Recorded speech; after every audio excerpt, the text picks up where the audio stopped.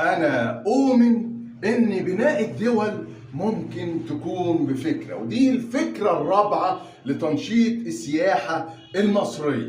بمعنى إحنا نعمل بعثة مصرية بنسبة 100%، هدفها الأساسي هو البحث عن قبر الإسكندر الأكبر، ذاك الشخصية المحيرة واللي العالم كله عنده شغف ليها. لو عملنا بعثة مصرية هدفها البحث عن قبر الإسكندر الأكبر وربطها بالجهاز اللي موجود في معهد البحوث الفلكية وربطها بالإعلام العالمي على مستوى العالم، ده هيعمل رواج كبير جدا. لو ان البعثة فشلت فان العالم هيتابع البعثة ويتابعها عن شغف ماذا وصلت اليه، ولو كللت بالنجاح انا